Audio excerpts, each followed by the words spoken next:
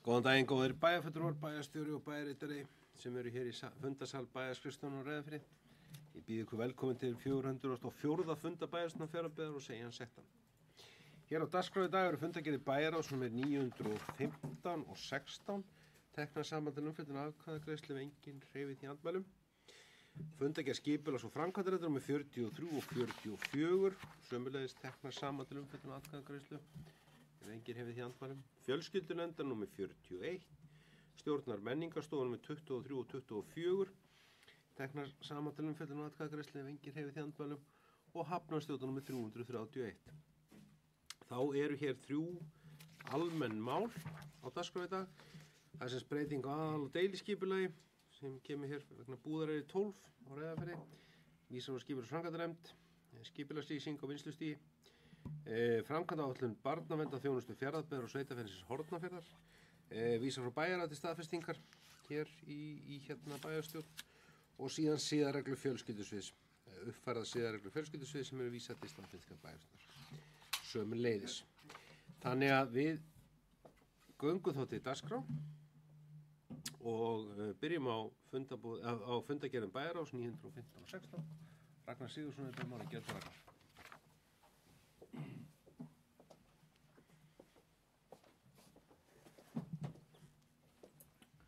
Virðulegur forseti, bæjarstjóri, ágætu bæjarfulltrúar. Ég ætla að fara yfir fundagerð bæjarráðs númer 915 og 916 og byrja á þeirri fyrri. Liður 2, þar vorum við að fara yfir húsnæði Nesskóla og við erum að leggja þarna til að við förum og gerum aðeins viðameiri könnun og ástandi húsins heldur en verið gert áður og erum að kjarnabora í kjallara húsnæðisins. Og eins og við öll vitum að þá hefur verið talsverðum fjármunum eytt í viðhald Nesskóla vegna rakaskemmda á húsnæðinu og við lokuðum húsnæði tónlistarskólans eða breyttum nýtinguna á húsinu vegna þess að við vildum kanna betur ástandið áður en að við færum að rjúka til í viðhald sem að við hefðum ekki fullkomna vissu að myndi koma í veg fyrir frekari skemmdir eins og við erum í rauninni að glíma við. Við höfum í rauninni farið og brugðist strax við húsnæðismálum í Nesskóla hingað til, eðlilega, en þær viðgerðir hafa ekki borið nægilegan árangur og sérstaklega það sem á við kjallara húsnæðisins. Þannig að þarna eru við að fara í viðameiri könnun á húsnæðinu og munum svo meta stöðuna út frá því. Það er alveg ljóst að við munum fara í úrbætur, en þetta er svona til þess að við höfum þá skýrari mynd á hvaða úrbætur eru líklega til þess að skila árangri. Í næsta lið þar og eftir erum við að fara yfir húsnæðisáætlun Fjarðabyggðar og þarna erum við bara í rauninni að uppfæra fyrri húsnæðisáætlun sem var gerð fyrir á þessu ári og það er þá að taka mið af þeim horfum sem eru í atvinnumálum og við erum með hásspá, lágspá og miðspá. Þannig að við erum að uppfæra þetta út frá þeim forsendum sem við höfum og hafa breyst frá því fyrir á þessu ári. Það var svo sem ekki orðið miklar breytingar en við erum þó með ýmis atvinnumál sem að við getum verið vongóð að muni leiða til talsverðar húsnæðisuppbyggingar ef af verður og þá er svona veg og meta það hversu bjartsýn við eigum að vera og til þess eru þessar hásspár og lágspár og hásspáin gerir að sjálfsögðu bara ráð fyrir að þau atvinnutækifæri sem hafa verið hér hafa verið vísbendingar og fyrirætlanir að það er gangi allar að verða veruleika og þá húsnæðisuppbygging í samræmi við það. Nú í lið 1-4 þar vorum við að fara yfir bækling sem að upplýsingafulltrúi sveitarfélagsins hefur verið að setja saman sem að þá nýir íbúar fá til sín þar sem þeim boðið velkomið í sveitarfélagið auk þess sem að þau fá þá kynningartíma í sund og söfn sveitafélagsins. Þetta svona liður í því að bjóða nýjum íbúum velkomi í sveitafélagið, ekki ólíkt því sem að var hér á áður þegar að álversuppbyggingin átti sér stað. Þá samhliða þessu að bjóða þeim í kaffisamsæti hér á bæjarskrifstofunni og fara svona yfir sveitafélagið og vera með kynningu á því en fyrst og fremst þessu ætla til þess að bjóða fólk velkomið í sveitafélagið okkar og gera okkur svona sýnileg gagnvart þeim og auka á upplýsingaflæðið. Þá einnig farið yfir endurskoðun byggðaáætlunar. Þarna erum við í rauninni að svara spurningalista varðandi byggðaáætlun og í lið 1.8 vorum við að fara yfir tæknidag fjölskylduna sem að verður haldin á næsta ári og í tengslu við þá umræðu þá ákváðum við að bjóða til okkar fulltrúa eða skólameistara Verkmenntaskóla Austurlands í heimsókn og kom hann til heimsóknar í fund bæjarráðs númer 916 og ég fjalli það nánar síðar. Þá var farið yfir í lið 1.10 þar sem okkur barst umsagnarbeiðni vegna þingsályktunar leit að olíu og gasi og í samræmi við bókun bæjarráðs frá því fyrra á árinu þá fögnum við framlagningu á þessari þingsályktun og fólum bæjarstjóra að skrifa umsögn og það í rauninni frábært hversu vel hefur verið tekið undir þessa bókun okkar í bæjarráði. Þarna erum við í rauninni að hvetja til þess að stjórnvöld opni á olíuleit á Drekasvæðinu aftur og það var svo sem ekki fullur einhugur þá bókun þegar hún var lögð fram í bæjarráði en ég held að allt eins og það hefur svona verið ákveðin munur á fyrstu viðbrögðum og því sem að framleið varðandi olíuleitina og hvernig viðskilnaðurinn var við hana hér áður og þá hefur mér fundist svona viðbrögðum ríkisstjórnarinnar augun vera aðeins að opnast gagnvart þeim hagsmunum sem að eru til staðar með því að fara í olíuleit á Drekasvæðinu og þau verðmæti sem að gætu leynst þar og við hljótum öll að vera sammála því að aukna rannsóknir séu af hinu góða, aukin þekking á okkar landgrunni og þeim auðlindum sem að við búum yfir. Þannig að við hljótum öll á endanum þegar að allar forsendur liggja fyrir að vera sammála það að það væri gæfuspor að fara í olíuleit og þá held ég að öllum ætti að vera ljóst að hafnir Fjarðabyggðar skipa lykilhlutverki í þeirri leit og mögulegri vinnslu. Í lið 1.11 þar voru að taka fyrir frumvarp til laga kílómetragjald á ökutækjum og við erum að setja saman umsögn þetta mál. Ég held að ég geti fullyrt að bæjarráð hefur talsverðar áhyggjur af þessu frumvarpi. Það hefur verið lengi til umfjöllunar kílómetragjald og ég held að það þurfi að fara í talsverða greiningu á hugsanlegum áhrifum af slíku kílómetragjaldi eins og þetta lagt fram að þá hef ég gríðarlegar áhyggjur af því að þetta muni rata beint í vöruverð þar sem þetta tekur mið af fjarlægðum og leggst þá fyrst og fremst á þungaflutninga og þar að leiðandi má áætla að út frá þessu nema tilkomi einhvers konar flutningsjöfnun sem ég held að í þessu tilfelli ætti að vera ákveðið byggðasjónarmið en þarna myndi hlutfallsleg hækkun vera mest hér eins og frumvarpið lagt fram. Það er að segja að vörugjaldið eykst eftir því sem að fjarlægðin mest og sérstaklega á þungaflutninga. Í fundargerð bæjarráðs númer 916 þá eins og áður kom fram fengum við skólameistarann í heimsókn og vorum að fara þar yfir ýmsu mál þar með talið tæknideginum, stækkunar áform skólans og nemendasókn og einkum í tengslu við það að skólinn er á 40 ára afmæli á næsta ári og mikilvægt að bæjarfélagi haldi uppi heiðri skólans og að við stöndum myndarlega saman að tæknideginum eins og við höfum gert og ég held að það sé mjög mikilvægt að við svona nýtum afmælis árið vel til þess að vekja athygli á því góða starfi sem þar er unnið en jafnframt valmöguleikunum og möguleikunum til framtíðar til þess að efla skólan.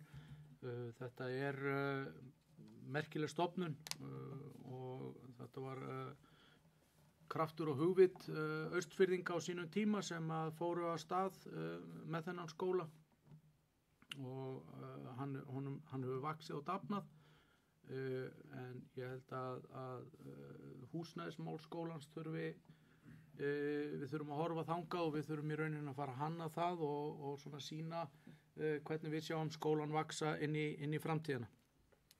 Nú í lið 2-3 þar var verið að taka inn sviðsmyndina frá starfshópi íþróttahús á Eskifirði. Þarna er starfshópur sem ég er í forsvari fyrir og skipaður öllum fulltrúum allra flokka, auk fulltrúa frá austra og íbúasamtökunum. Og þetta er í rauninni afrakstur 4 funda sem við höfum haldið, þar sem við höfum verið að vinna í samræmi við erindisbréf sem okkur var lagt og fara þar yfir ástandið á núverandi húsnæði, þeirri lóð og mögulegri staðsetningu á íþróttahúsinu og eftir þessa yfirferð og þá kemst starfshópurinn að þeirri niðurstöðu að eðlilegast og raunhæfast, jafnframt mögulega hagkvæmast er að fara með íþróttahúsið og vera að byggja þá nýtt íþróttahús á þeirri lóð þar sem að sundlaugin er. Svo er það þá bara starfshópsins að vinna áfram að kostnaðargreiningum á nýju íþróttahúsi og horfa til framtíðar þá varðandi þá uppbyggingu á þeim stað. Núverandi íþróttahús er mjög illa farið. Við vorum auðvitað með til skoðunar að breyta þessu húsnæði og nýta það þá betur en stúkurnar í húsinu er hluta burðarvirki hússins og auk þess sem að við vitum að húsið hefur þarfnast mikils viðhalds í gegnum tíðina þannig að það var ákveðið að það væri óraunhæft og ekki skynsemi í því. Jafnframt skoðum við að rífa það hús og byggja nýtt á núverandi stað. Ókosturinn við það er dýrt að rífa núverandi húsnæði og það væri þá startkostnaðurinn, auk þess sem að lóðin er frekar þröng og gefur svo sem ekki mikla valmöguleika þannig að hópurinn var allur sammála það, fulltrúar allra flokka og þá þessara hagaðila að skynsamlegasti kosturinn væri að skoða það að fara með uppbyggingu íþróttahússins á Sundlaugarreitin.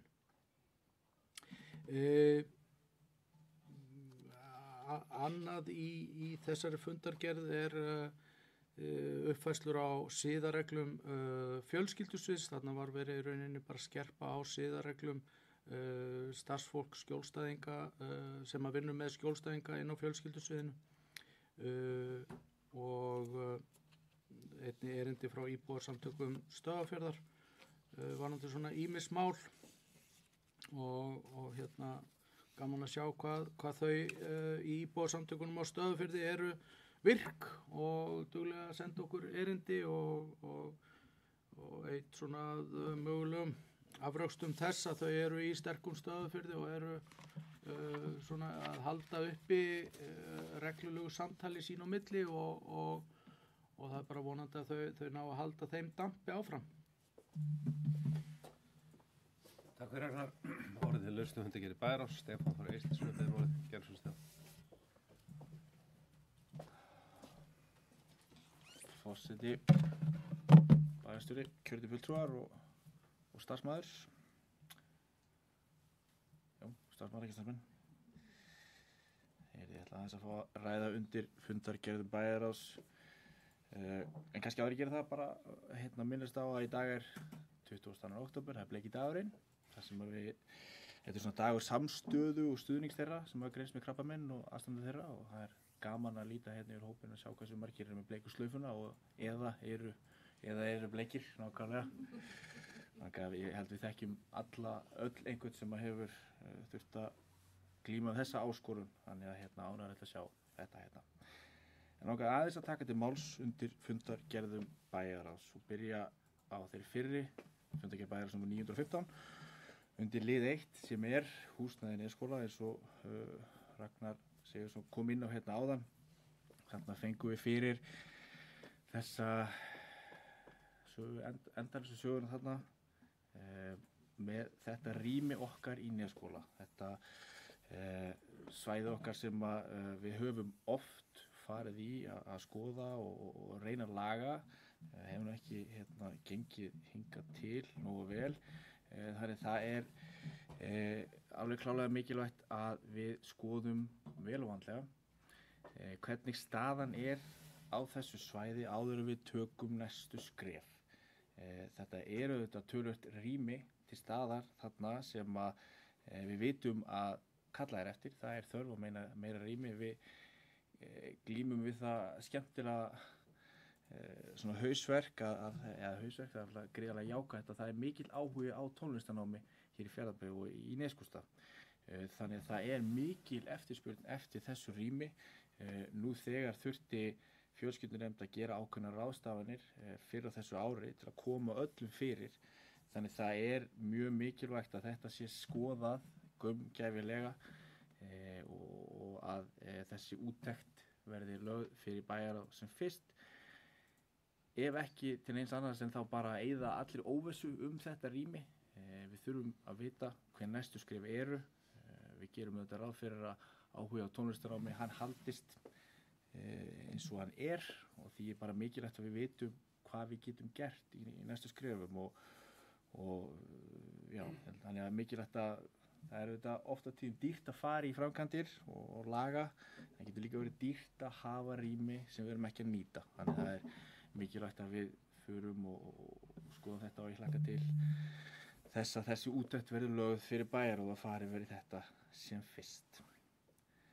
Mér langar aðeins að koma undir svo lið 1.12 sem er kvennaverkfallið og við í Bæjaráði samþykktum að starfsfólki sveitarfélagsins þetta verði gefið kostur að taka þátt í þeim viðburðum sem haldnir verða og það verði útfært þannig að allir geti tekið þátt. Ég segi fyrir mig, þetta er mitt fyrsta kjörtímabil, við erum búin að fá þetta erindi tvisvar, við auðvitað urðum við þessu síðast líka og þetta sé sjálfsagt mál, þetta er mikilvægt að sveitarfélagi sýni ákveða forystu í þessu máli, þetta er mikið jafnréttismál og ánægjulegt að við höldum áfram að gera það og að við sýnum þessu mikilvæga málefni stuðning í verki. Nú aðeins inn á mál 1.10 sem er þingsályktun leit á olíu og gasi. Svo sem eins og Ragnar kom inn á hér áðan þá var lögð fyrir voru bókanir á sínum tíma þetta mál og ef ég svona skil máli rétt núna eins og þetta þingskjal þá vilja menn fara af stað aftur í þennan leiðangur og ef ég svo sem skil máli rétt þá held ég að sé ekki bann við þessum rannsóknum að svo stöddu en að leyfin hafi svo sannarlega verið kölluð tilbaka af þeim aðilum sem fóru í þetta á sínum tíma og að þetta hafi kannski ekki verið metið á þeim tíma allan að fjárhagslega svona fýsilegt verkefni og ég svo sem fór nú aðeins og skoðaði og sá að í tíð fyrir ríkisstjórnar Framsóknar Sjálfstæðismanna og Vinstri grænna þá var lagt fram stjórnarfrumvarp að banna þessar rannsóknir sem var reyndar ekki samþykkt, sem að ég held svo sem að sé ágætt, ég tek undir með Ragnar, það er mikilvægt að við vitum nákvæmlega og förum í rannsóknir og vitum hvað er á svæðinu og ég sé enga þörf að standa í vegi fyrir því og ef ég skil þetta rétt þá er hægt að sækja þessi leyfi í dag og þetta var auðvitað áhugaverð þingsályktun leit á olíu og gasi.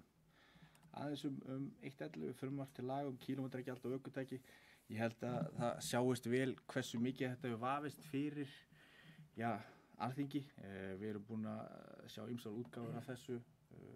Menn hafa gengið tilbaka með að koma þessu í gegn og reynda aðlaga það þannig að það hafi ekki áhrif á landsbyggðina.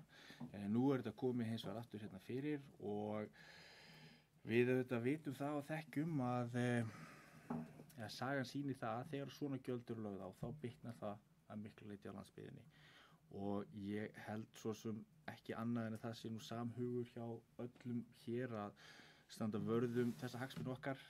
Við þurfum að gera það sem við getum til þess að í raun og veru koma í veg fyrir að þetta endi út í verðlaginu, endi í raun og veru á fólkinu á landsbyggðinni.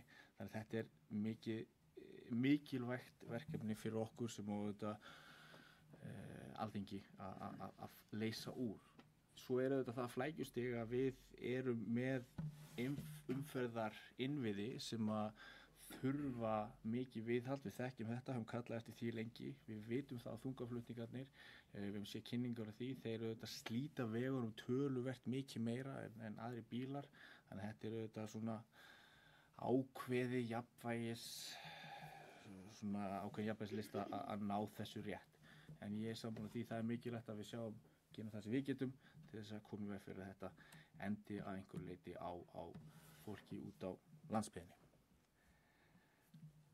Aðeins undir fundargerð bæjarráðs nr. 916, lið 1, þar kom skólameistari Verkfræðiskóla Austurlands ásamt reynda formanni skólanefndar á fund bæjarráðs og vil nú svo til að skólameistari situr hér á þessu fundi reynda með annan hatt í dag. En við fórum víðan völl á þessum fundi og virkilega gaman að heyra hversu vel gengur í verkfræðiskólanum og gaman að heyra þann metnað sem er í skólanefndinni sem og hjá skólameistarunum starfið. Auðvitað fengum við að heyra þær áskoranir sem eru til staðar þegar kemur að því að bæði reka skóla og sjá þess að hann gangi vel en heyrist ekki annað en að það gerir það svo sannlega. Við þekkjum auðvitað öll mikilvægi þess að hafa þennan skóla í sveitarfélaginu, ekki bara fyrir sveitarfélagi, heldur bara fyrir Austurland allt.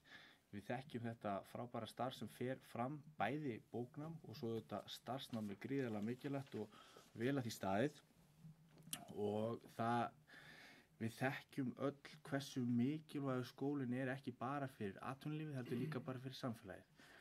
Þetta er svona ákveðin, þarna er tækifæri fyrir unga fólki okkar bæði til að læra og starfa og þetta er auðvitað mikilvægur hlekkur í því að fá krakkan okkar tilbaka. Því rannsóknir sýna einfaldlega því lengur sem þau eru í sveitarfélaginu, því líklegri eru þau til að koma tilbaka. Þannig að það er auðvitað gríðarlega mikilvægt að við höldum áfram því við höfum auðvitað gert það, tekið samtölun í kringu verkfræðiskólann en það er gríðarlega mikilvægt að við höldum áfram að standa vörð hagsmuni hans því við vitum öll hversu mikilvægur hann er. Aðeins undir lið 2 og 3 sem var sviðsmyndagreiningin frá starfshópi íþróttahús á Eskifirði. Þarna svo sem Ragnar fór ágætlega í gegnum þetta mál og fjallaði ágætlega þetta og þá vinnu sem hefur sér stað inn í þessum hóp og við fengum þetta minnisblað í hendur og stutta kynningu á því og starfshópurinn mun núna vinna áfram að málinu og koma þá væntanlega með einhvers konar útfærslu á þeim kostnaði sem þyrfti til þess að koma þessu þá í verk og einhvers konar sviðsmyndum verkáætlun eða eitthvað slíkt og einhverjum svona hugmyndum hvernig þetta geti litið út allt saman. Þetta er auðvitað verkefni sem þetta er auðvitað mikilvægt verkefni fyrir Eskifjörð og mjög mikilvægt að við stundum vel að því og tökum ákvörðun sem að sveitarfélaginu til sóma og að við gerum það byggt á bestum mögulegum gögnum, þannig að ég bind miklar vonir við áframhaldandi starf þessa starfshóps og hlakka til að fá næstu útfærslu þar sem að við fáum þá væntanlega þennan kostnað sem dæmi. Aðeins varðandi, mál 210 sem erindi frá íbúasamtökunum á Stöðvarfirði. Við höfum áður fengið sambærileg bréf, reyndar þau nú misvirk íbúasamtökin. Við höfum fengið mjög góðar ábendingar í gegnum tíðina frá íbúasamtökum á Fáskrúðsfirði, ef ég man rétt. Og ég segi fyrir mitt leyti, það þurfa svo sem ekki allir að vera sammála því, en það er ánægjulegt og gaman að sjá þegar íbúar taka sér saman, hafa áhuga á samfélaginu sem þeim búa í, hafa áhuga á félaginu og senda inn erindi sem slík. Því að það er þetta fólki sem býr í samfélagunum sem veit nokkuð vel og yfirleitt best hvað þurfa að laga. Og það var ánægjulegt að sjá líka í þessu erindi að þarna voru bæði verið að lista upp á kurteisan og góðan hátt þau vandamál sem þau sjá í sínu nærsamfélagi sem og tillögur hvernig hægt sé að bæta úr því. Og ég bara svo sem vil þakka íbúasamtökunum fyrir auðvitað að halda líka þennan fund og senda okkur þessa samantekt. Svona varðandi þessi mál, ég held að við auðvitað vísum þessu máli áfram inn í skipulagsnefnd. Og þarna farið yfir til að mynda vatnsmálin. Þau auðvitað hafa mikið verið í umræðinni, bæði fjölmiðlum sem og hjá íbúðum og auðvitað ég held að sé ekkit óeðlilegt að íbúar séu ósáttir eftir svona langvarandi truflanir á gæðum vatnsins. Þetta auðvitað ágengurinn þjónusta, við þekkjum það. Við höfum farið þetta áður yfir þetta hér áður og ég held að það sé svo sannlega að segja það að það sé búið að læra á reynslunni hér og tryggja það að verklagið og upplýsingagjöfin og viðbrögðin séu betri en þau voru. Ég held að það sé ekki hægt að segja annað. Búið að fara í mikla greiningavinnu með hvernig hægt sé að bæta úr málunum þetta og ég held að þetta horfi til betri vegar í þessu. Umferðarhraðinn, það eitthvað sem við heyrum oft og yfirleitt í flestum okkar kjörnum. Við vitum það að umferðarhraðinn oft mikill í kjörnum og ekki óeðlilegt að íbúasamtökin hafi ákveðnar áhyggjur þarna, sérstaklega kringum skóla og leiksvæði. Og þetta auðvitað skilaði sér inn í skipulagsnefndina og ég held að það sé mikilvægt að þetta sé skoðað vel og vandlega, sérstaklega með fjárhagsáætlanagerð næsta árs í huga. Sama með ofanflóðavarnirnar, ég held að þetta sé ekki óeðlileg ábending. Það auðvitað mikil reynsla hér í sveitarfélaginu að kynna ofanflóðamál og stöðu þeirra og þessi mál sem snúa að Stöðvarfirði, ég held að sé ekki óeðlilegt svo sem eins og kannski ég tekið fram í bréfinu að það sé einhvers konar kynningafundur þar sem farir einfaldlega yfir framvinduna, hver staðan þannig að fólk sé upplýst. Það auðvitað með salernismálin, þar mér finnst það góð ábending sem kemur fram. Ég held að sé mikilvægt líka að við bíðum ekki með að fara í aðgerðir í því. Einu uppástangan að útbúa skilti sem dæmi og að beina þá ferðamönnum niður að bryggju. Það hlýtur að vera eitthvað sem hægt sé að gera en aftur þetta eitthvað sem lendir inn í nefnd, framkvæmdanefnd. En já, heilt yfir þá varðandi þetta bréf þá fannst mér gaman að fá þetta og sjá í raun og veru hvað það sem brennur á fólki í þessu og bara aftur ítreka að mér finnst mikilvægt að vera tekið tillit til þess sem kom fram í því. Ekki frá mér í bili. Takk. Stefán, orðið laust. Kristinn Þór Jónasson, hlaupaði máli. Gerðu svo, Kristinn.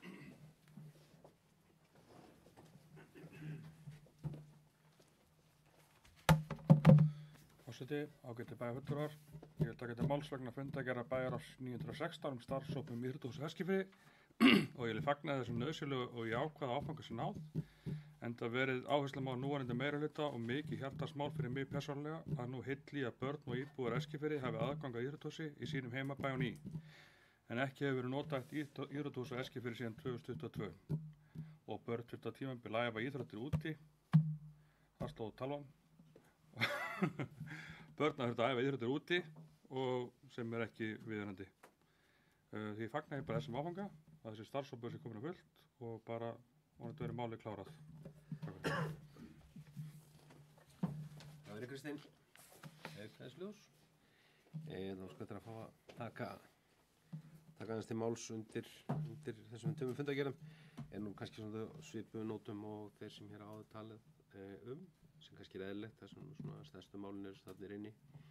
Aðeins hérna samt við lið 2 í 915 að það er þetta bara eins og góðum bæðum fram hjá Ragnari og Stefáni. Það er þetta gríðarlega mikilvægt Nesskóli frá því að var endurbyggður 1996 eða byggt við hann og þá var farið í breytingar svo fljótlega eftir 2000 og tónskóla komið fyrir á neðstu hæð sem áður hafði verið kennslustofur.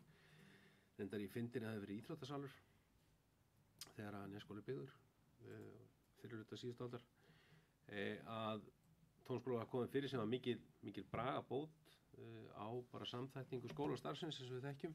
Ef tónskólanir geta verið inn í grunnskólanum að þá næst þessi samleiði í tónlistarkennslunni með öðru daglegu starfi barna í skólum. En því miður eins og við komum fram hér þá höfum við lent í því oft núna og höfum lent í gegnum tíðin að við höfum ekki getað komist fyrir þau vandamál sem verið hafið þeirri byggingu þrátt fyrir að hafi verið farið í umfangsmiklar framkvæmdir.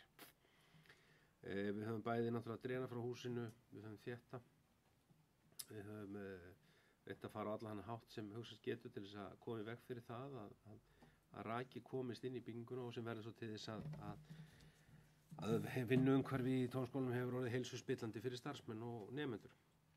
Þess er eitthvað svo mikilvægt núna að nú náum við heildarsýn á þetta, við skoðum þetta mjög alvarlega til þess að átta okkur á því hvernig ástand hússins er og hvað er að valda þessu eftir að fara í gegnum með leiðsögn bara bæði verkfræðistofa og sérfræðinga að við héldum í þær framkvæmdir sem dygðu. Þannig að við náum utan að það áður en við riðumst á stað og förum í næstu endurbætur. Það verða að vera svona einhvern sagt endanlegar í þeim efnum að komast í veg fyrir þetta svo hægt sé að nýta bygginguna og engum stafi af nein heilsufarsleg ógn. Aðeins við fórum, sem er munað þá vísum við hér frá bæjarstótt síðast bréfið frá Náttúruhamfaratryggingu Íslands aftur inn og bæjarráð tók það fyrir á fundi sem snýr að Náttúruhamfaratrygging er að koma svona, er að benda á það að það getur svona komið til þess að ekki komið til bóta í byggingu svona þekktu flóðasæðum. Þetta er mál sem það er að skoða mjög vel og útlistingar Náttúruhamfaratryggingar á þessu. Við náttúrulega erum með fyrir í okkar bæjarfélögum eða okkar byggðarlögum byggingar sem voru komnar áður en hættumat voru runnin áður en að grípa til varna og það þarf að hafa skilning á því að ekki að ræða neina íbyggingar og engar kvaðir jafnvel á mörgum þessum byggingum þegar það voru reistar á sínum tíma. Þannig að bæjarstjórar eru falið að ræða við Náttúruhamfaratryggingu Íslands þetta og við þurfum bara, ég vissum að það er fullur skilningur einnig, við höfum átt gott samstarf Náttúruhamfaratryggingar í gegnum tíðina þegar ég áhuga þetta að halda og ég vona að það verði sannarlega núna að sé á þessu skilningur að það verði að horfa til hvernig sé þessu staði. Síðan náttúrulega við þurfum að velta fyrir skipurislega hlut og skipulagslögum í sveitinni.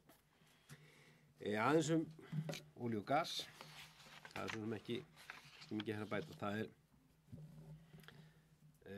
auðvitað hefur það verið yfirlýst stefna síðustu ára að Ísland muni eins og annars staðar í heiminum hverfa frá jarðefnaeldsneyti og yfir í endurnýjanlega orkugjafa. Því miður verðum að segja að það markmið það mjög margt náðust í þeim efnum. Bæði bílaflota en eftir eru skip og flugvélar. Það hefur náðust ýmis árangur þar. Þannig að olíu og gas því miður er ekki að útleið þó að það sé minnkandi hluti sem betur fer í heiminum. Í eldsneyti sem eldsneytisgjafi, á orkugjafi. Engu að síður er þessi orkugjafi sem langstærsti enn sem komið er í heiminum og á þeim tíma þegar olíuleitin eða sem sagt leyfin það er ekki komið bann við þeim, en leyfin eru innilíkjandi til rannsókna. Þá held ég að væri allavega mjög sérstætt ef ríkisstjórnin tæki ekki það almennilega umræðu og hún verið tekin líka á Alþingi, því á sama tíma eru útlitað hér leitarlegum í kringum okkur. Norðmenn eru að brjóta nýjar lindir á sínu svæði. Það virðist ekki vera nema ég hafi þá mislýsi það að það sé nú sá samdrátt sem átt að vera í vinnslu olíu og gas í Noregi, samkvæmt fyrir áætlun þeirra. Þá get ég ekki séð þess merki. Það sem þeir eru að taka nýja lindir í notkun hér norður í höfum. Það er búið að gefa út leyfi í Grænlandi til leitar. Hér á Vesturströnd Grænlands er komið leyfi. Það er komið nýtt fyrirtæki sem er búið að taka yfir fyrir leyfi og er að fara í stórfellda leit og rannsókn. Og þannig að ég held að við þurfum líka sem þjóð að velta þessu fyrir okkur út úr þessum hagsmunum. Þannig að ég held að það sé mikilvægt að það fara þetta allavega umræða á Alþingi og umræðan ríkisstjórnar. Þessu sé ekki svarað svona raun og veru bara hendi einhverju stakar ráðherra. Heldur fara upplýst umræða þannig að við vitum hvernig stöndum. Líka bara í hagsmunagæslu landsins á norðurslóðum. Þannig að ég held að það hefur verið, eins og Ragnar sagði áðan, þetta var mikilvægt að hreyfa þessu máli. Málið lá í láginni og kannski ekki síst núna þegar að fleiri lönd eru að bætast hér á norðurslóðum í þann hóp sem ætla sér að leita olíu og gasi, ætla sér að nýta vegna sem menn sjá að menn komast ekki út úr þeirri notkun strax þó stefnt sé að því að með öllum árum alls staðar að því verði ítt til hliðar í framtíðinni. Sömuleiðis með laga kílómetragjald. Stóra málið náttúrulega er það að ríkið verði af því að Alþingi setji þessi lög kílómetragjald. Þá verður líka að, eins og við höfum komið fram, að koma til í flutningsjöfnuður. Annars mun landsbyggðin og samkeppnishæfni hennar í framleiðslu eða hvað varðar vöruverð og fleira ekki vera tryggt.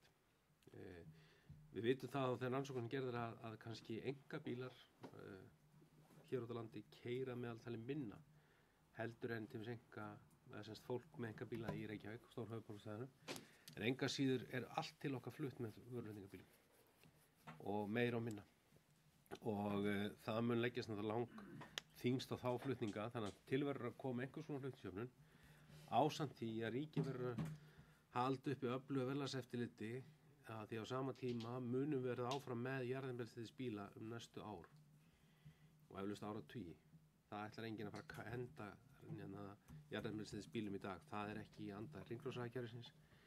Og ef þeir bílar eiga að njóta jöfnuðar fyrir rafmagnsbíla, þá að hverfa út úr hverjum lítra af olíu eða bensín ákveðin krónutalar frá 70 til 80 eða upp í 105 krónur sem er í sköttum nú þegar, þá verður líka að sjá til þess að það hverfi út úr þeim olíulítra.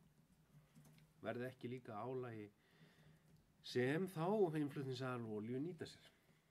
Það er líka áhyggjuefni fyrir okkur sem hér búum þegar menn vita að það er stór hluti bifreiða á landsbyggðinni ennþá jarðefnaeldsneytisbílar sökum þess að vegalengda og aðstæðna, þannig að svo við þurfum ekki líka að greiða hugsaðar tvöfalt á þeim vígstöðum. Þetta er algjört grundvallaratriði líka. Það verður að fylgja þessu eftir verðlagseftirlit. Þannig að hér verður ekki bara ný sjálftaka á fé á almenningi. Síðan að það er fundargerð Bæjarráðs 916. Tekum með verkmenntaskólann. Hann er þetta okkur að gríðarlega mikilvæga stofnun í þessu samfélagi og Austurlandi öllu. Eini verkkennsluskólinn frá Akureyri til Selfoss, maður rétt.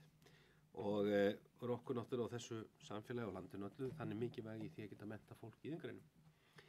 Ég er alveg sammála því að það sem við þurfum að núna að leggjast ára með skólanum, það er að fara að hanna og skipuleggja lóð hans, þannig að hægt sé að koma fyrir nýbyggingu til þess að sem stendur til að reisa í tengslu við verkkennslu í trésmíðum. Þannig allt sé klárt hér á næsta ári ef ríkið sér með fjármagn til slíka viðbygginga. Og svo leið þurfum við líka svona að styðja og fylgjast mjög vel með þessum hugmyndum sem hafa komið á menntamálaráðuneytinu ýmiss konar samþættingu á framhaldsskólastiginu sem ég er ekki allir þetta viss að sé best að byrja að keyra út á landi og alls ekki á landfræðilega dreifðum landshlutum eins og Austurlandi þar sem hér er verkmenntaskóli í Fjarðabyggð, menntaskólinn á Egilsstöðum, Múlaþingi og síðan framhaldsskólinn í Skaftafellssýslu á Hornafirði, næsti skóli svo við Laugar. landfræðilega lítið það líka í augum upp að þetta mun nú ekki ganga vel að reka einhverjas miðlaða þjónustu þessar stofnanir.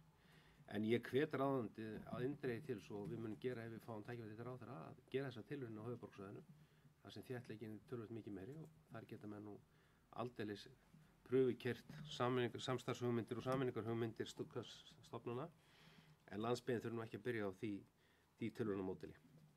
Þetta sem ekki að koma meira inn á hér er búið að segja allt svo sem starfshópum íþróttahúsi. Ég held að sem er mikilvægt núna að það sé kostnaðargreint vel, líka skoða skipulagslega vel þarna inn frá. Því leið þannig við getum stigið svona ákveðin samþættingarskref í þeim efnum og ég alveg sammála því að það komin, við verðum að fara að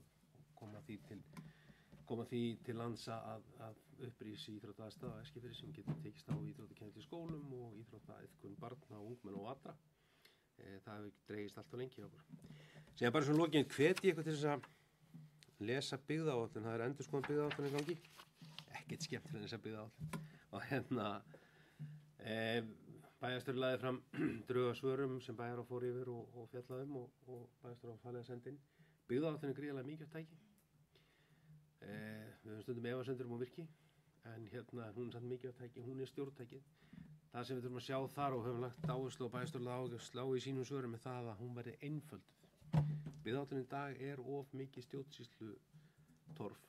Það þarf að einfalda hana, það þarf að fækka ábyrgðaraðilum fyrir aðgerðunar til þess að skili árangur út á landi. Í dag, hafandi komið að endurskoðun byggðaáætlunar við nokkru, þá er það að maður sér það betur og betur að ábyrgðaraðilar þeirra verkefni þar er oft og margir á milli og margra stofnana og það verður að einfalda hana til svona sína árangur. Því að hafi oft verið þörf þá er það algjör nauðsyn að byggðaáætlun sína árangur á landsbyggðinni á Íslandi. Þannig ég hvet ykkur til að skoða, sendi inn ábendingar líka, þó Fjarðabyggð búið að senda inn umsagnir, þá er það vel degið, þannig að fylgja því eftir líka kraftinn ykkar stjórnmálaflokka, að það sé lög áherslu á byggðaáætlun. Hún er ekki bara plagg til þess að tikka í bóks í ráðuneytunum til þess að segja að hún sé búin. Hún á að vera tæki til þess að gera eitthvað. Það var ekki svona, takk að velja fleiri kveðsóður. Ragnar Sigurðsson er beðmáli. Eins og Ragnar.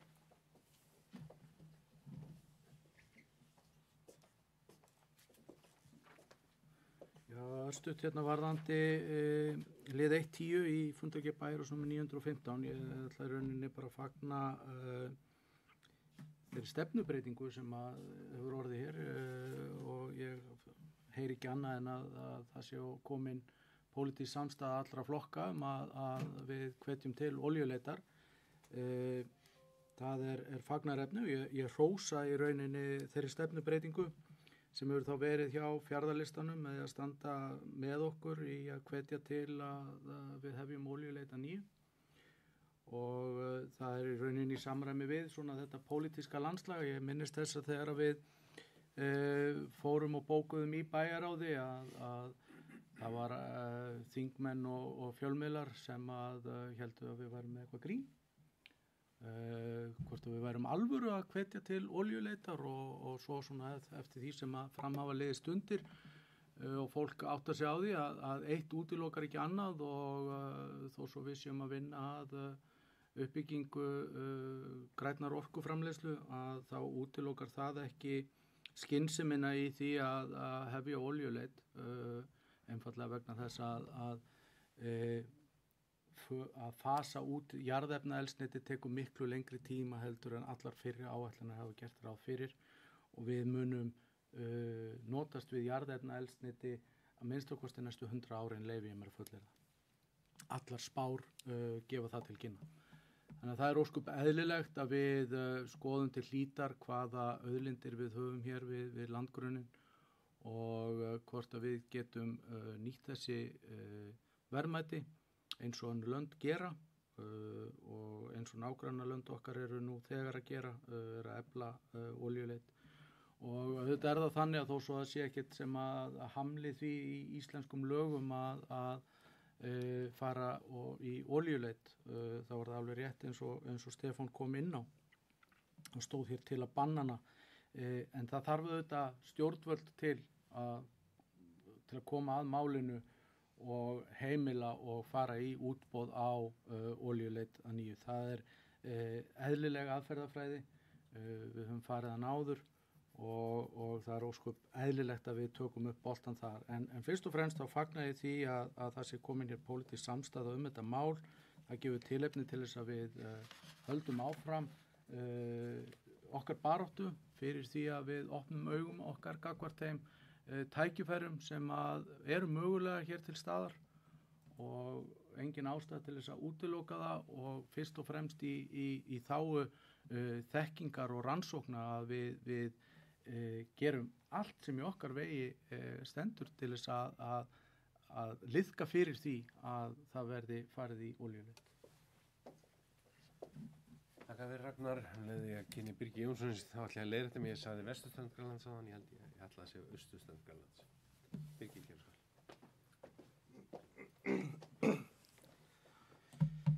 Forseti, bæjarstjóri, ágætu bæjarfulltrúar. Ég ætla nú ekki að fara að tala hérna um þennan skólameistara verkmenntaskóla Austurlands sem fleirum hefur orðið tíðrætt. Ég ætla að leyfa þeim að sjá það hérna undan. Mér langar aðeins að ræða í fundargerð 916 lið 2-3 sem að flestir hér á undan hafa komið að sinna á. Ég ætla að byrja það kannski að taka undir með Kristni að það er mjög mikilvægt að við séum komin á þann stað að sjá svona eitthvað til lands í málefnum íþrótta á Eskifirði. Hins vegar er ég svona pínu efins á hitafundi hérna í upphafi árs 2023 líklega.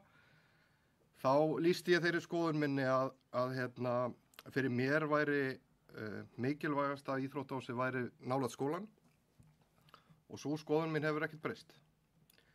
Þess vegna hefði ég gjarnan vilja sjá í þessum annars ágætu tillögum kannski aðeins frekari greiningu og tölur á þessari hugmynd 2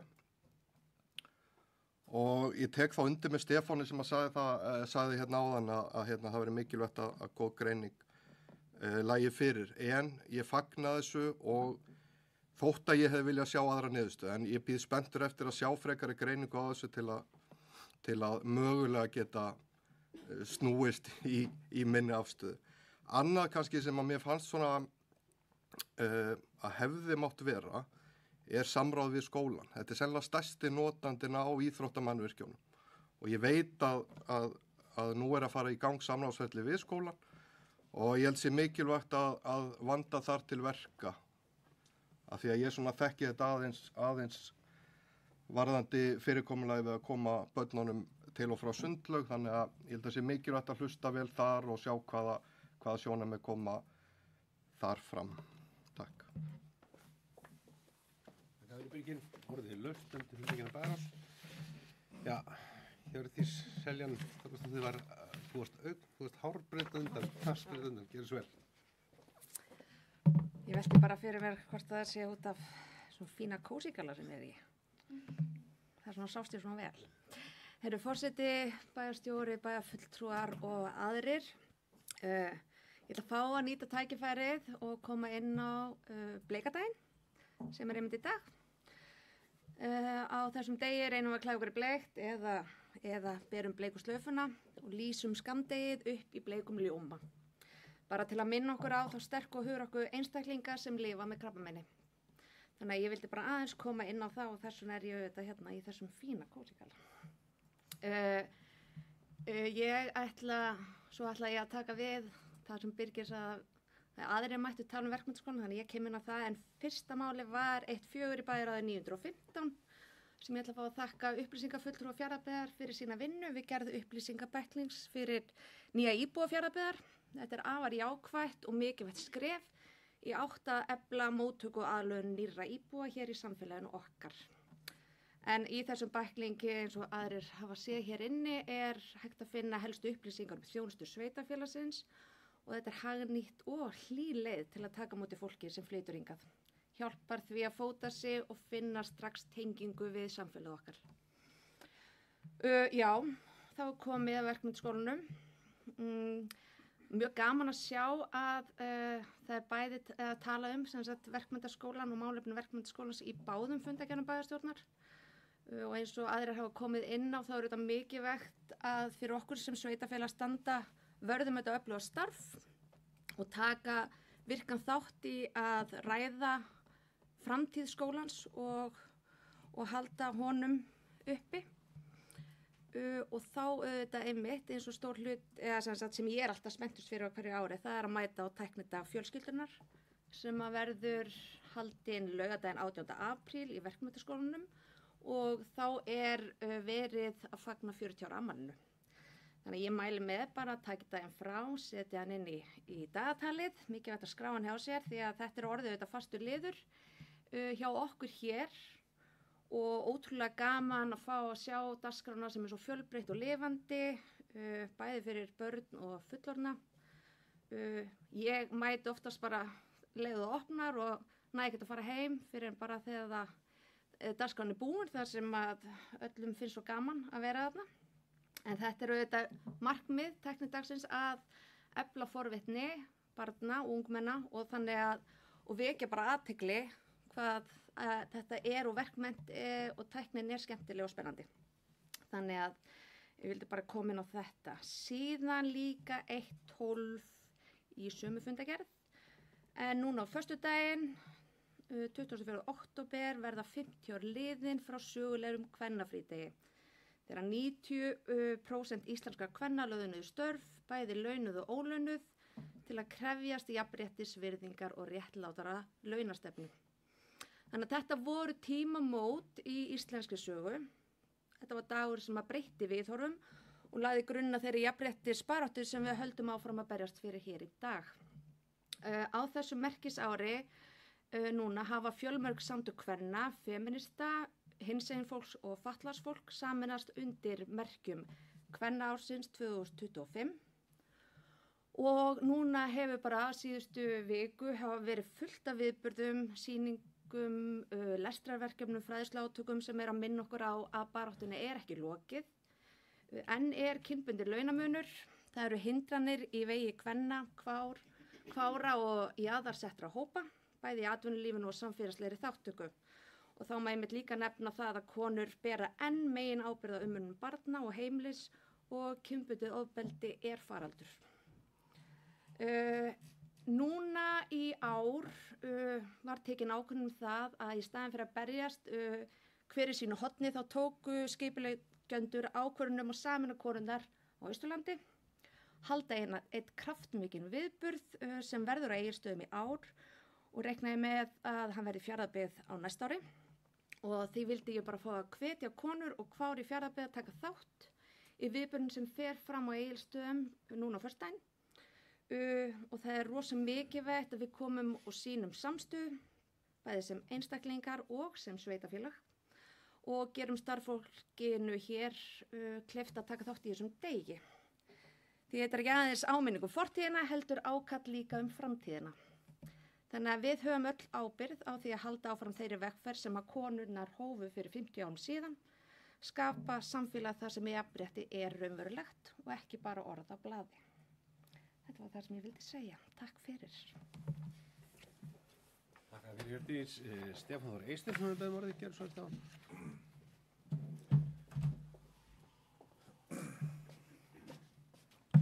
Forseti, nú þarf ég að sjá númer hvað málið var.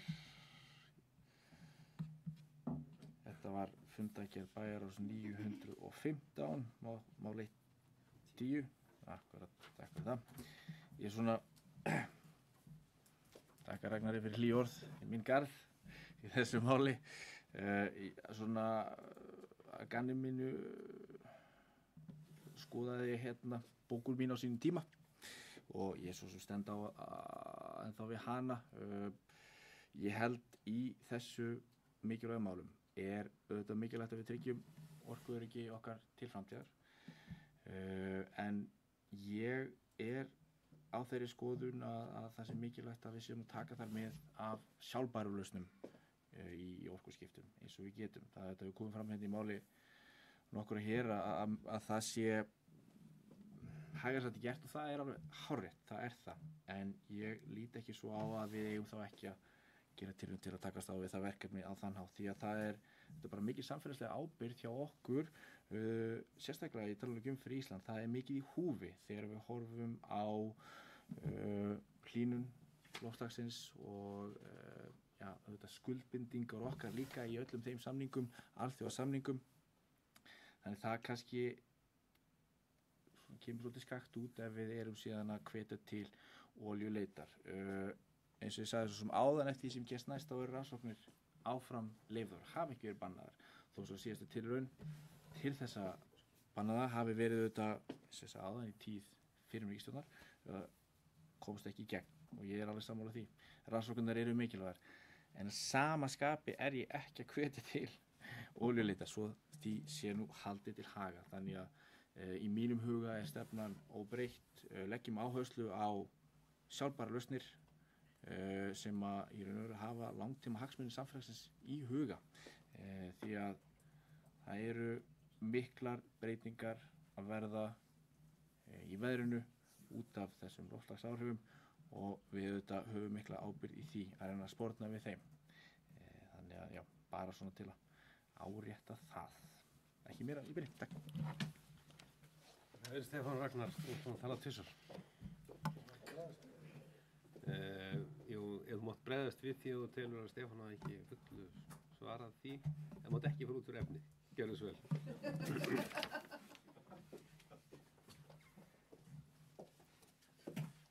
Ég ætla að vanda mig við að fara ekki út fyrir efni en ég bara sko, verða að bregðast við ef ég farið hér rangt með vegna þess að ég taldi að hér væri stefnubreiting á ræðu og byrst á bara afsökunar á því ef að fjarðarlistin situr ennþá hjá í málinu eins og hann gerði í bókun okkar í bæjaráði en þarna er bara misskilningur hjá mér vegna orða Stefáns hér áðan og þess að fjarðarlistin studdi það að við myndum veita umsögnum þessa þingsályktunartillögu byggða á fyrri bókunum en það er þá leiðrétt hér með og ætla ég ekki að fara út fyrir efni nánar. Þetta er erfið fundasköp. Þú ætlar líka þá að halda það innan efnisins, gerir það fyrir. Það er gott að heyra. Gerðu svolítið Stefán. Tek Ragnandi fyrir með held með innan efnisins. Ég held einmitt með þá umsögn sem átt að veita þar var einmitt talað bókanirnar og gerði ég þá ráð fyrir það verði þá þær tvær sem lægi fyrir sem var þá mín og meiri hlutans þannig að ég held að ég vona það útskýri þá á málið Þið gerðu þetta mjög vel með hrósöku báðum þetta er ekki einfalt í fundarsköpum Heyrið mig gott fólk orðið laust undir fundagerðum bæjars þær virðast þeirra fullræddar þannig að þá ætla ég að bera þér til afgreiðslu þess að þær samþykja með skeiðmerki það er sagði með 9 atkvæði Þá er næst fundagerði skipulags- og framkvæmdarnefndar með 43 og 44 orðið laustu þær Þuru Lillý Sigurðardóttir þetta er málið gerð svo Þuru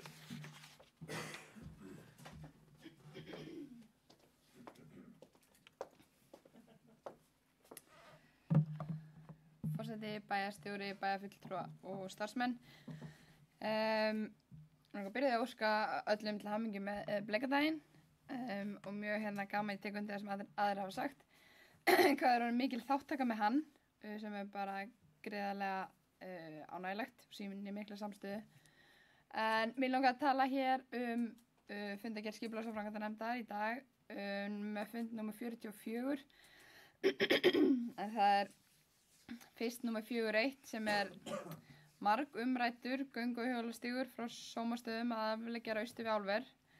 Við höfum nokkurnsinnum verið með hann inn á borði í nefnd hjá okkur í skipulags- og framkvæmdarnefnd og hefur hann eins og eflaust margir vita lengi verið á einhvers konar áætlun og vilja hrinda honum í framkvæmd eðlilega en það er það ótrúlega mikil samgöngubót þar sem að hægt væri að hjóla eða ganga með öruggum hætti til og frá vinnu eða í sund eða hvað svo sem að fólk vil gera og sérstaklega þar sem að hann færi fram hjá Alcoa Fjarðaál sem er náttúrulega okkar stærsti vinnustæður.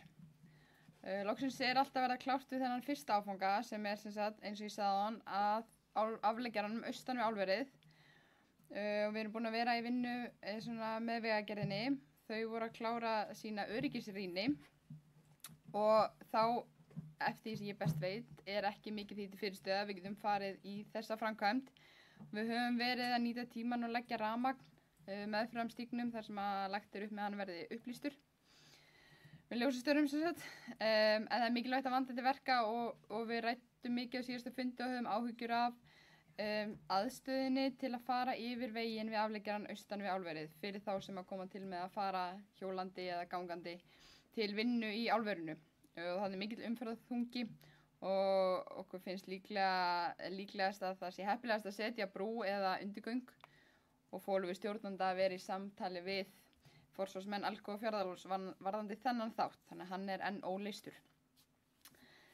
Svo er það 4.2 sem er umsóknir í framkvæmdasjóð ferðamannastaða 2026. Áfram verður haldið með verkefni sem áður hafa fengið styrk. Þau hafa bæði fengið styrk við hönnunar hluta og fyrstu fasa, en það er Búðarárfoss á Reyðarfirði og Blixárfoss á Eskifirði. Og ég tel mikilvægt að við séum alltaf líka með verk í hönnun ef við höfum kost á og höfum við það verið að kasta á milli okkar hugmyndum verkefni til að sækja í hönnun fyrir árið 2026. Þannig að við séum tilbúin með það áframhaldandi svo til framkvæmdar. Og erum við þar með áfangastaða áætlun Austurlands til hliðsjónar sem er gerð af Austurbrú. Og síðast er það 4.6, svo sem kannski ekkert mikið því að segja en starfs- og fjárhagsáætlun skipulags- og framkvæmdanefndar hefur verið til umfjöllunar á síðustu fundum og eðlilega eins og flestir eflaust vita þá eru mörg viðhaldsverkefni sem og ný verkefni sem bíða og í hinum fullkomna heimi myndum að vilja fara í öll en við teljum að við höfum náð að forgangsraða ágætlega og erum sátt með útkomuna sem við unnum úr því sem við höfum. En fleira var það ekki. Hvað fyrir þurfir orðið laust undir þessum undangjörnum? Engin hvað þessi hljóðs, ég ætla að bera það til samþykktar þess að það er samþykkja með skeiðmerki. Það eru samþykktar með 9 atkvæðum. Þá er hér næst á dagskrá fundagerð fjölskyldunefndar með 41, orðið laust hana, Ragnar Sigurðsson í bæmáli, gjörðu svo Ragnar.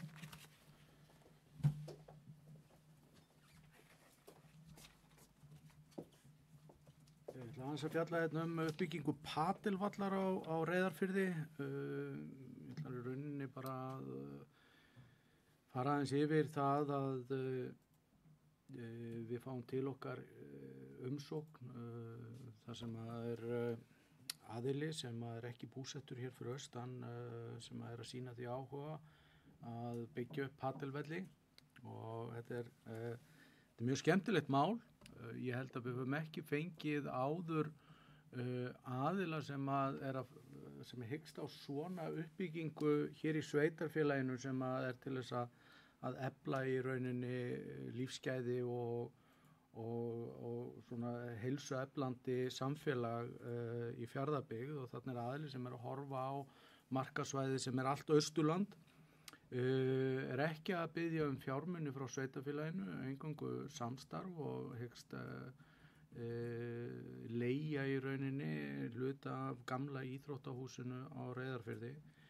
Mér finnst þetta verulega spennandi og við tókum þetta til umfjöllunar í fjölskyldunum þar sem þetta fekk bara jákvæða umfjöllun verði að segja og við erum bara í rauninni að leggja áherslu á það að við séum að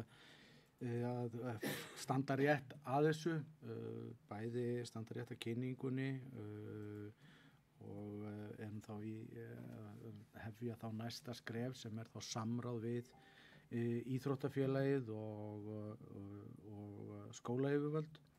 Vegna þess að í dag þá er verið að nýta gamla íþróttahúsið vegna þess að eins og áður hefur komið fram þá er ekkert íþróttahús í notkun á Eskifirði og þar af leiðandi er verið að keyra krökkunum yfir til Reyðarfjarðar og þá er hluta dagsins verið að nýta þetta gamla íþróttahús fyrir skólakennslu og svo er Glíman á Reyðarfirði einnig að nota þetta. En ég held að við verðum öll að finna leiðir til þess að tryggja við getum orðið við þessu til þess að skapa þá bara aukna nýtingu á okkar íþróttamannvirkjum, aukin fjölbreytileika í íþróttum sveitarfélagsins og Austurlandi og þarna eru þetta padel sem er mjög í hraðri uppbyggingu allan heiminn og gríðarlega vinsælt sport. Þannig að ég held að við verðum öll að taka þannig utan um þetta mál, að tala um þetta með jákvæðum hætti og reyna að standa saman að því að finna leiðir með skólayfirvöldum og íþróttarhreyfingunni til þess að þetta geti orðið að veruleika.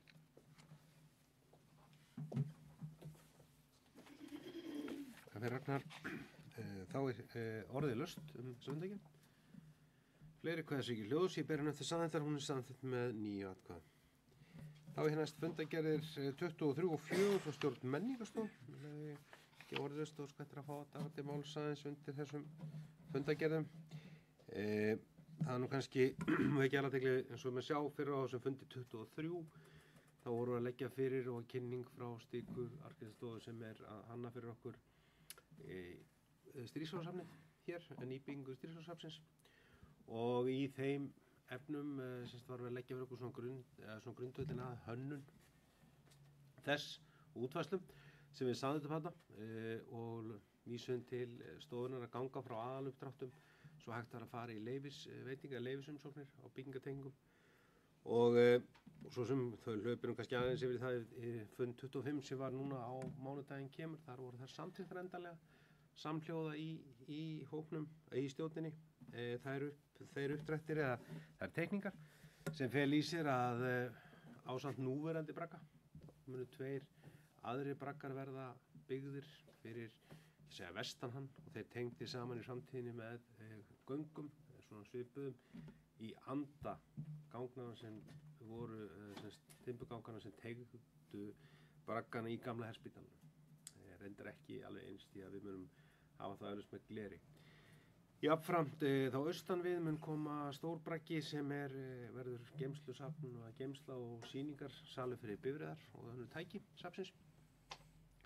Eins og við sagt það áður þá öll þessi undirbúningur miðast að því að við séum að vinna þetta í áföngum þannig við getum sniðið okkur stakka til vexti og í þessu við erum náttúrulega með fjármagn núna gegnum bætur, tryggingabætur og fleira til þess að hefja framkvæmdir og erum við að leggja áherslu á núna að fá núna kostnaðaráætlanir inn til okkar ekki síst með huga að hefja uppbyggingu á þeim fyrsta í vetur hið minnsta og hefja jafnvel fjárfesta í hinum. Þannig að þessi hús munu svo leysa gamla Stríðsfrársafnshúsið af hólmi. Þeir eru öll komin á sinn stað og við höfum svona teljum auðvitað að það þurfa að skoðast bara þegar það er búið, það verður ekki finna allir eru komnir. Þarna verður 3 þá að 2 þessi braggamenn gegna hlutverki aðalsýningar. Nýtt móttökuhús kemur fyrir fram á núverandi bragga. Núverandi braggi verður áfram hugsaðar til þess að geta fóstrað menningar og listviðburði eins og hann er verið að gera. Verður líka samkomustaður óháð safninu en leið hluti að safna myndinni og að þá teljum við eðlilegt að í framtíðinni verður hortist þá að gamla húsi muni svo víkja og þessir taka við hlutverki þess. Ég held að það sé hagkvæmastur í sveitarfélagi að fara ekki í frekari endurbætur á því en það getur hýst þetta vel þangað til og ef allt gengur eftir vonandi verður þetta reisið á 2 til 3 árum. Braggarnir koma náttúrulega tilbúnir, við munum koma tilbúinir á þetta sem einfaldar alla byggingu vinnu í þessu fyrir utan nýtt móttökuhús sem er koma mót sem verður þá stað öllum líkindum staðsteft eða steft á staðnum reis á staðnum en annað verður þannig að við erum held ég sem fara mjög hagkvæmlega í þessu en leið sem áttur að bara vera mjög flott og reiðfyrringar og við öll í Fjarðabyggð eftir að stolt af að hafa þetta safn þarna upp frá í sínu sögulega umhverfi með þessari umgjörð til að endurspegla svolítið söguna sem þarna er. Þannig að þetta hefur verið skemmtilegt verkefni að takast á við. Síðan hérna bara aðeins við erum að byrja og erum að ræða við fulltrúa bæjarhátíðinni Fjarðabyggð.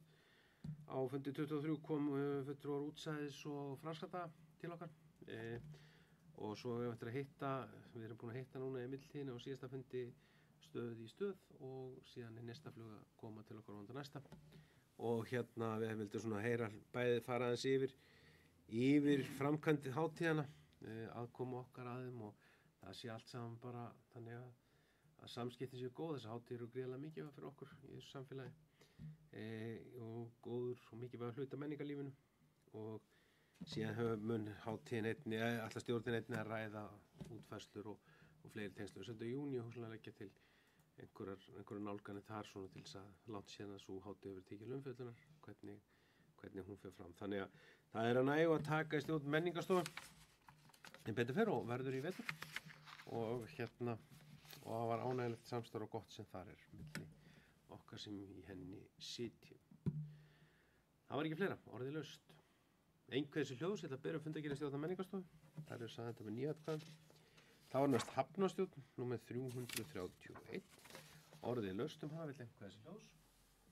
Svo virðist ekki vera, þá ætla ég að fá að bera hana upp til atkvæði sem hana samþykja með skeiðmerki. Hún er samþykkt með 9 atkvæðum. Þá eru komin liðin almenn mál. Þar er fyrst breyting á aðal- og deiliskipulagi vegna búðarið 12 hér á Reyðarfirði. Þessi vísað frá skipulags- og framkvæmdanefnd hingað til afgreiðslu bæjarstjórnar. Þetta er skipulagslýsing á vinnslustigi fyrir breyting á aðalskipulagi, lýsing fyrir breyting á deiliskipulagi og tillögu um breyting á aðalskipulagi á vinnslustigi vegna íbúðabyggða við búðareyri. Notkun reits Vafþótt 300 breytt í íbúðabyggð og 3 lítir fjölbýlshús fyrir hjá reitnum. Skipulags- og framkvæmdanefnd hefur samþykkt fyrir sitt leyti lýsingu fyrir breytingu á deiliskipulaginu og tillögu um breytingu á aðalskipulag vinnslustigi vegna þessar íbúðabyggða sem áður segir og þessu vísa hér til umfjöllunar og afgreiðslu í bæjarstjórn. Vill einhver hvað þessi hljós um þessa breytingu? Eða þessa hugmynd á vinnslustigi. Svo verðist ekki vera það að bera þetta upp til samþykktar þeir sem þetta samþykkja við skeiðmerki. Þetta er samþykkt með 9 atkvæðum. Þá eru komin lið 10 sem hér er vísa frá, eða raunar frá fjölskyldunefnd, kemur frá fjölskyldunefnd til Bæjarráðs og Bæjarráði til hingað. En þetta er framkvæmdaáætlun í barnaverndarþjónustu Fjarðabyggðar og Sveitarfélags Hornafjarðar fyrir árin 2026 til 2028. Eins og bæjarfulltrúar vita þá erum við í samstarfi með Hornfirðingum, góðu samstarfi Hornfirðinga barnaverndarþjónustu og okkar svæði og það var ekki búið að vinna þessa framkvæmdaáætlun. Hún hefur verið nú gerð á grundvelli barnaverndarlaga nr. 80 frá árinu 2002 og þarna kveður að bæjarstjórnin tæki fyrir og marki sér stefnu, gerir þessar framkvæmdaáætlanir og áætlun þetta markar stefnu og helstu áherslur þessa barnaverndarþjónustu svæðis Fjarðabyggðar og Hornafjarðar næstu 3 ár með markmið að efla fagleg starf, tryggja samræmi og stuðla að farsæld barna og fjölskylda. Og orðið er laust þessa framkvæmdaáætlun. Engin hvað þessi hljós er byrjað til samþykktar þess mann saðan gefið skeiðmerki, hún er samþykkt með 9 atkvæðum. Þá er hér sömuleiðis næsta mál, það eru siðareglur fjölskyldusviðs. Þær koma hér fór frá fjölskyldunum til Bæjarráðs og síðan Bæjarráð vísaði hér. Þetta eru uppfærðarreglur, ekki síður tengslum við þetta barnaverndarþjónustu og fleira og verið að uppfæra og menn sjá svo sem breytingarnir kannski ekki stóra. Það var talið ástæða að bæta aðeins við þar og menn sjá breytingarna starfsmenn í styrðum. Starfsmenn skulu sína heiðarleika og virðingu samskipti við íbúa, viðskiptavini, samstarfsfólk og aðra til að leita. Einnig skulu starfsmenn gæta þess að sína vinnandi sínum virðingu og heiðarleika og starfsfólki er óumtækt ekki að greiðslu fríðindi að gæða frá þjónustöðum. Þetta er svona viðbót og uppfærsla frá núverandi reglum. Vill einhver þessi hljós um þessar uppfærðu reglur? Siðareglur. Svo virðist ekki verið að bera til samþykktar. Það eru samþykktar með 9 atkvæðum. Þá var þetta síðasti liður hér á dagskrá bæjarstjórnar í dag. Næsti bæjarstjórnarfundur fer fram á reyndar. Það er líka undan, eða svona frávik frá meginreglunni. Hann er á miðvikudaginn 5. nóvember og var samþykktur í fundaplani bæjarstjórnar hér í haust. Til hans verður boðað með dagskrá. Ég þakka fyrir fundasettuna og segi fundi slitið.